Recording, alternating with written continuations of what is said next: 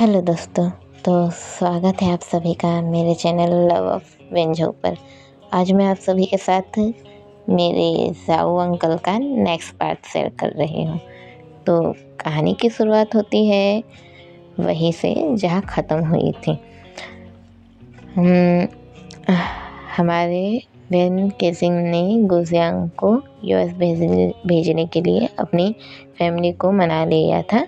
When पर उसी साल गुजियांग को यूएस नहीं भेजा था। 1 साल तक गुजियांग के टाइम देता है अपना, फिर जियांग के साथ रहता है। जियांग को सब कुछ समझाता है, उसे सिखाता है कि वो यूएस जाकर किन किन बातों का ख्याल रखे और साथ ही अपना ख्याल भी रखे। अब 1 साल बीत जाते हैं। अपनी गुजियांग यूएस जा रही होती है। जियांग यूएस जाने से पहले सबसे मिलती है, अपने मम्मी पापा से और वेन के मम्मी पापा से। फिर वेन से गले लगती है और फिर सबको बाय कहकर चली जाती है। फ्लैशबैक ख़त्म हुआ। जियांग वेन के बारे में सोच रहती हैं। अब हम आते हैं झाऊ के पास। झाऊ किन को लेने हॉस्पिटल आया था। किन का डिस्चार्ज मिल गया था और उसके डिस्चार्ज पेपर भी सब रेडी थे। अब झाऊ किन को घर ले आता है। किन और झाऊ घर आ गए थे। झाऊ जैसे ही अपने घर की डोर खोलता है, देखता है घर में पूरे जाले पर गए थे। घर बहुत ही गंदा हो रखा था। घर पर बहुत ही धूल भी थी। झाऊ किन को लेकर अंदर आता है। किन घर की ऐसी हालत देखकर पहले तो खांसता है फिर बोलता है, भाई आपने क्या घर को कबाड़ खाना बना रखा है। झाऊ मुस्कुराता है और बोलता है, भाई मैंने कुछ नहीं किया। मैं खुद तुम्हारे हॉस्पिटल जाने के बाद से घर पर नहीं था, कहीं और था। किन हैरान होकर झाऊ को देखता है और बोलता है, भाई पर आप थे कहाँ।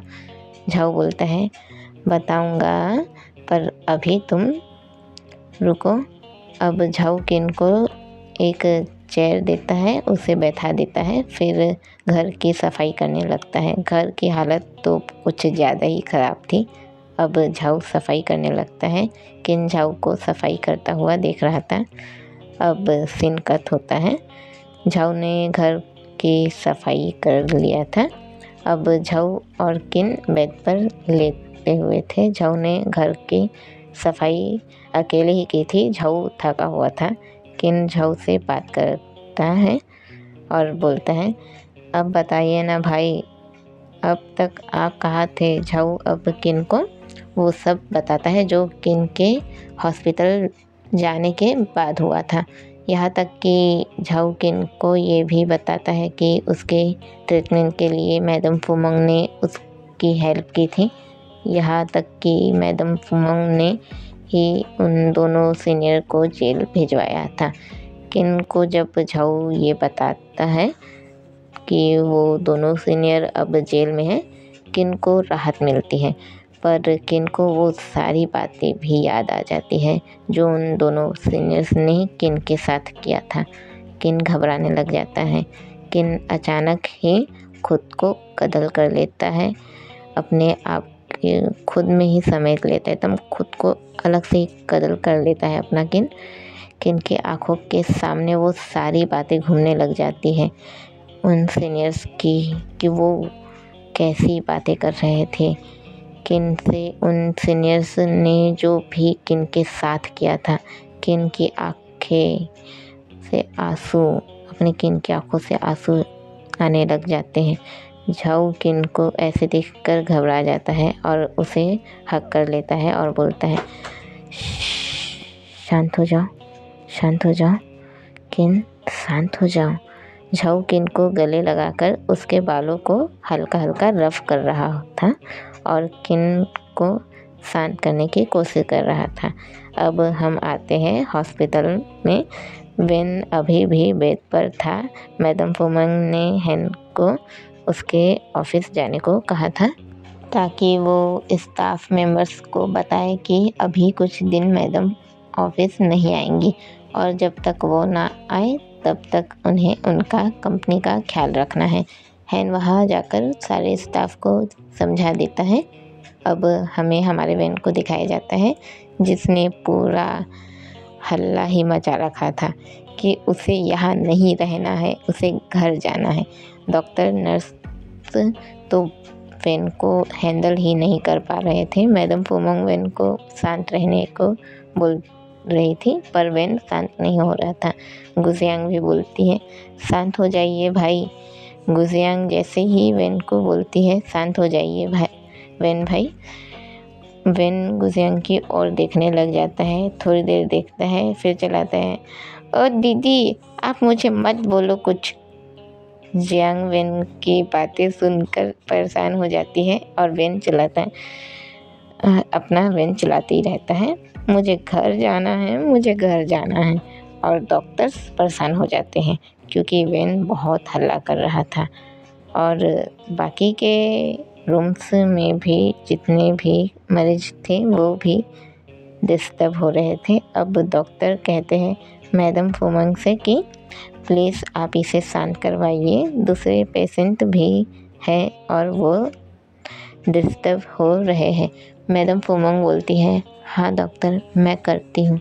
मैडम फुमोंग वैन के पास जाती है और बोलती हैं, वैन बेटा शांत हो जाओ, दूसरे पेशेंट डिस्टर्ब हो रहे हैं।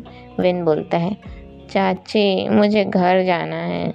चाची बोलती है, बेटा आज ही की तो बात है, हम कल चलेंगे घर। वैन बोलता है, क्या कल चलेंगे? मतलब एक रात पूरी मुझे बिना खेले बिताना होगा। नहीं चाची, मुझे घर जाना है। अंकल जाऊ भी नहीं है यहाँ। फिर वैन बोलता है, हाँ अंकल जाऊ क्यों नहीं है यहाँ, उनको मेरी फिक्र नहीं है ना, आने दो उनको, मैं उनसे बात नहीं करूँगा। मैडम फुमोंग बोलती हैं, वैन बेटा आपके जाऊ अंकल को आपकी बहुत फिक्र है, पर अभी वो अपने भाई को हॉस्पिटल से लेने गए हैं, फिर उनको अपने भाई के साथ टाइम भी तो स्पेंड करना है ना। वैन थोड़ी देर सोचता है फिर बोलता है, उनके भाई पर बहुत देर हो गई है, चाची उनको बुलाओ ना। मैडम फुमोंग बोलती है, ओके बेटा मैं उनको बुलाती हूँ। और मैडम फुमोंग वैन के सामने ही कॉल करती है। रिंग जा रही थी, वैन सामने ही बैठा था। अब झाऊ कॉल उठा लेता है। मैडम फुमोंग ने स्पीकर पर रखा था, अपना जो कॉल था उसको स्पीकर पे रखा हुआ था। झाऊ कॉल उठाते ही बोलता है, लाओ कैसा है मैम। वैन जैसे ही सुनता है, वैन के फेस पर अलग ही स्माइल थी। वैन सीधे ही बोलता है, अंकल झाऊ आप कब आओगे, आपने मुझे अकेला छोड़ दिया ना। झाऊ बोलता है, लावन मैंने तुम्हें अकेला नहीं छोड़ा है। वैन बोलता है, नहीं आपने छोड़ा है। झाऊ बोलता है, लावन मेरी बात सुनो। वैन बोलता है, नहीं मुझे नहीं सुनना, आपने मुझे फिर से बताए बिना ही गए। मैंने आपसे कहा था ना आप कहीं भी जाएंगे तो मुझे लेकर जाएंगे। झाऊ बोलता है, लावन तुम तब ठीक नहीं थे, मुझे भी किन को हॉस्पिटल से लाना था ना। वैन पर अंकल मुझे आपसे मिलना था, आपसे बातें करनी थी। झाऊ बोलता है, लावन आज नहीं आ सकता, कल ज़रूर आऊँगा, प्लीज़ अभी मेडिसिन लेकर सो जाओ। वैन बोलता है, आप पक्का आएंगे ना। झाऊ बोलता है, हाँ लावन पक्का, बोल के फ़ोन कट कर देता है। झाऊ जब फ़ोन पर बात कर रहा था तो किन पास में ही बैठा सुन रहा था। अब किन झाऊ से पूछता है, भाई ये लावन कौन है। झाऊ बोलता है, किन लावन 25 साल का है, पर उसने अपनी याददाश्त खो दी है एक्सीडेंट के कारण। फिर झाऊ उदास हो जाता है और बोलता है, वो एक्सीडेंट जिन ने करवाया था। किन जैसे ही सुनता है हैरान हो जाता है और बोलता है, क्या भाई आपने क्या कहा? जिन भाई ने ऐसा किया, पर वो तो इतने अच्छे हैं, वो ऐसा कैसे कर सकते हैं। झाऊ उदास होकर वो एक झूठी मुस्कान देता है। अपना झाऊ एकदम एक उदासी से ही मुस्कुराता है। फिर और बोलता है, माँ पापा भी उसी एक्सीडेंट में गए थे।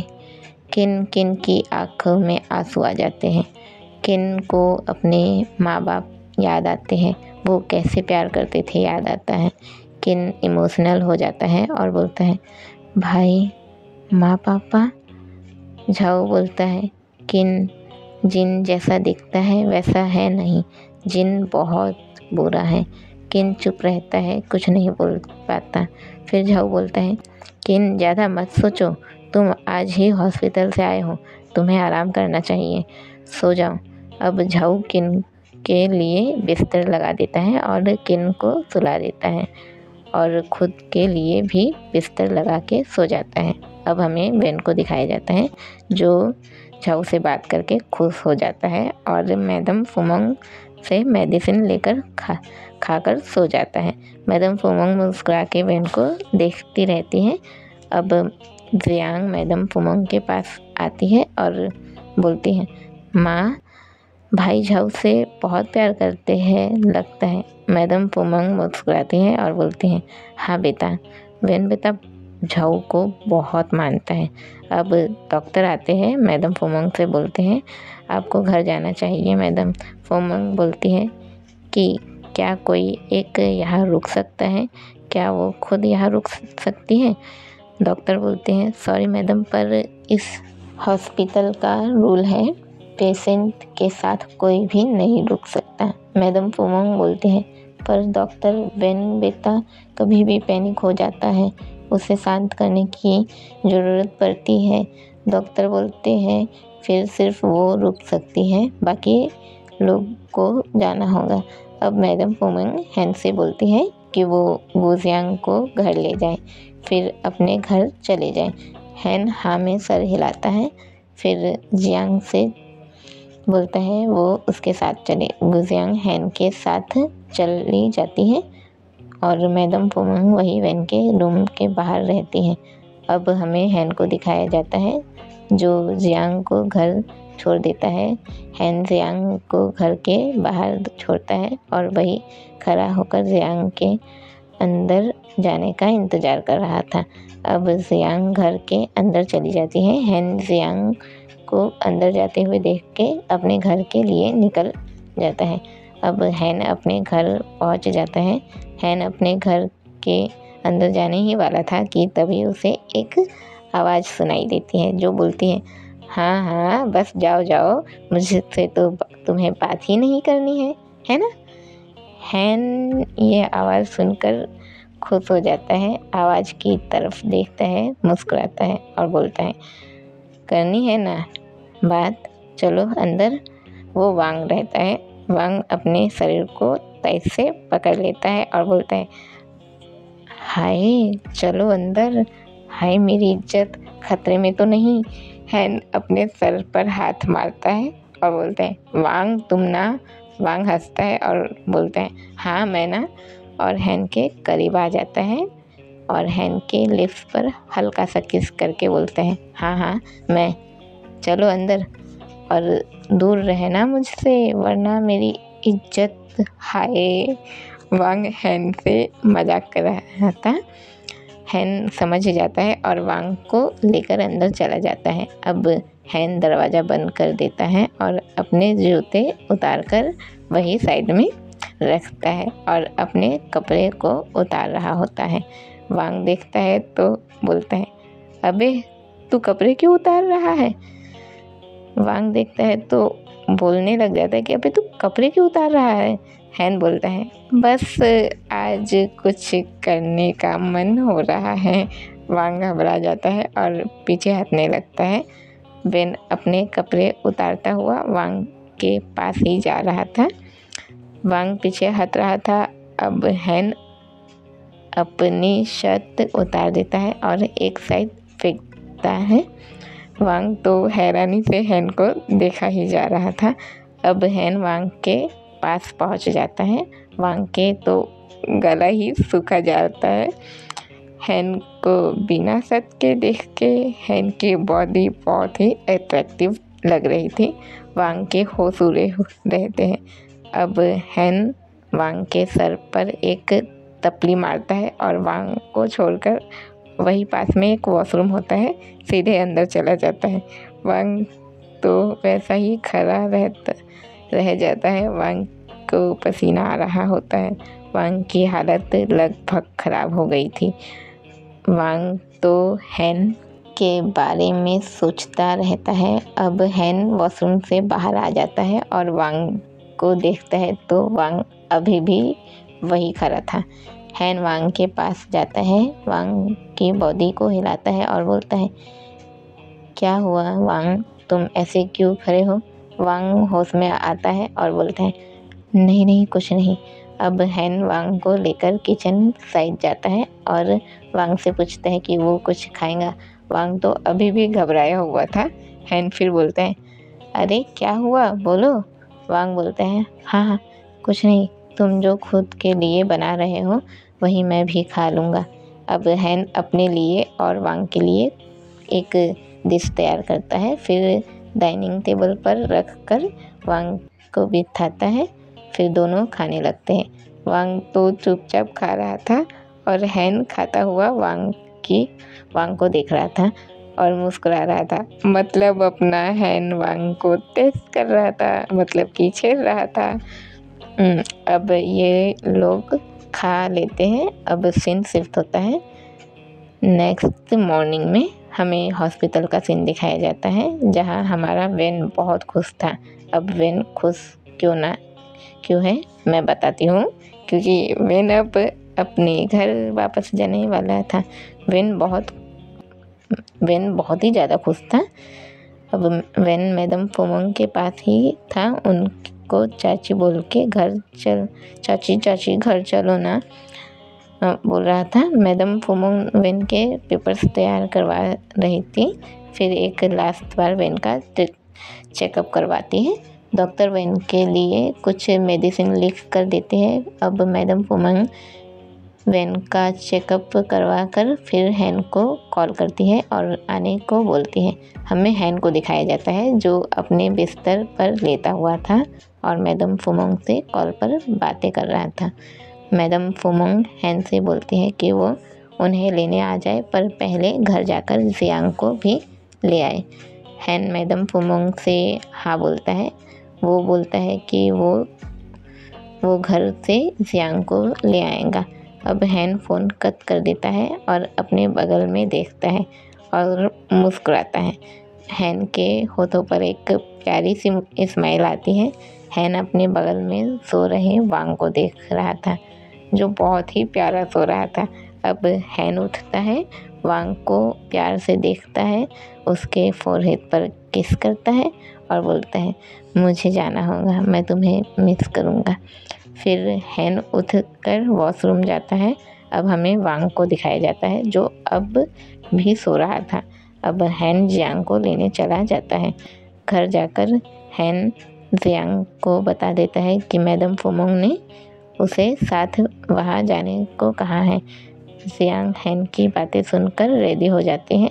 अब हैन जियांग को लेकर हॉस्पिटल के लिए निकल जाता है। अब ये दोनों हॉस्पिटल पहुंच जाते हैं। जियांग कार से उतरकर सीधे ही हॉस्पिटल के अंदर चली जाती हैं। मैडम फोमोंग के पास जाकर बोलती है, माँ भाई अब कैसे हैं? भाई ठीक है ना? मैडम फोमोंग बोलती हैं, वेन बिल्कुल ठीक है बेटा। जियांग बोलती है, क्या माँ, अगर भाई ठीक है तो आपने मुझे बुलवाया क्यों? मैडम फोमोंग बोलती है, क्योंकि मैं चाहती हूँ तुम और वेन एक साथ शॉपिंग के लिए जाओ। मैं वेन के लिए कुछ न्यू कपड़े लेना चाहती थी। नेक्स्ट मंथ मुझे एक दिल के लिए बाहर जाना था, तो मैंने सोचा इस बार मैं वेन को भी ले जाऊं, इसलिए मैंने तुम्हें बुलाया ताकि तुम भी अपने भाई के साथ शॉपिंग कर लो। जियांग मैडम फोमोंग की बातें चुपचाप सुनती है, फिर बोलती है, पर माँ मैं वेन भाई को लेकर डर गई थी।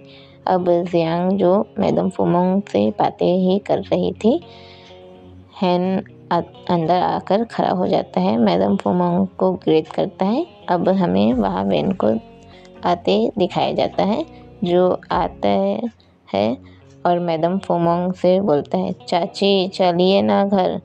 मैडम फुमोंग बोलती हैं, हाँ बेटा चलते हैं घर, पर हम ना पहले शॉपिंग करने जाएंगे। वैन सुनता है तो बोलता है, शॉपिंग पर क्यों जाना है? मैडम फुमोंग बोलती है, क्या हुआ वैन बेटा, तुम्हें तो शॉपिंग बहुत पसंद है ना?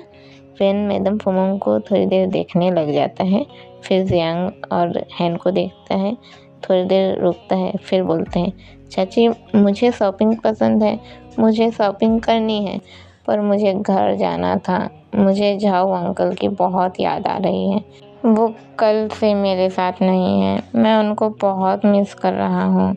मैडम फुमोंग बोलते हैं, फिर तुम शॉपिंग के लिए मॉल चलो, मैं तुम्हारे झाओ अंकल को मॉल में बुला लूँगी, ठीक है? वैन सुन के खुश हो जाता है और बोलता है, ठीक है चाची। अब ये लोग हॉस्पिटल से निकल जाते हैं मॉल के लिए।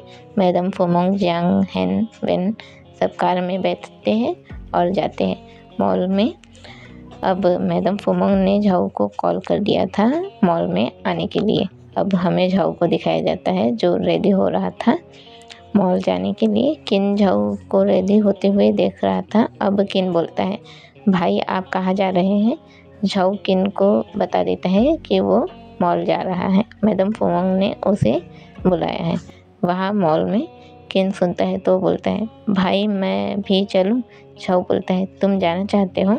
किन बोलता है, हाँ भाई मैं जाना चाहता हूँ।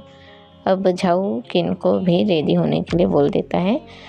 किन खुश हो जाता है और रेडी होने जाता है। अब सीन कट होता है, हमें किन को दिखाया जाता है जो रेडी होकर आ जाता है और झाओ से बोलता है, चले भाई। झाओ मुस्कुराता है और बोलता है, हाँ चलो। अब ये दोनों मॉल के लिए निकल जाते हैं। किन झाओ के साथ बाइक पर बैठा रहता है और बहुत खुश रहता है। और किन जो बाइक पर बैठकर इतना खुश है, तो क्यों ना कहानी को यही रोक दिया जाए और नेक्स्ट पार्ट के लिए आप सभी को इंतज़ार इंतज़ार करवाया जाए। तो आप लोग जाने से पहले जय विन झाओ लिखना बिल्कुल भी ना भूलें। और आज का पार्ट कैसा लगा ये ज़रूर बताएं। जानती हूँ थोड़ा बोर लगा होगा, क्योंकि हमारे वैन और झाओ जो कि साथ में नहीं थे, हमारे वैन और झाओ तो एक साथ थे ही नहीं, इसलिए आप लोगों को थोड़ा सा बोर लग सकता है। लेकिन फिर भी आज का पार्ट कैसा लगा कमेंट में ज़रूर बताइएगा। और जाने से पहले जय विन झाओ लिखना बिल्कुल भी ना भूलिएगा। बाय बाय दोस्तों।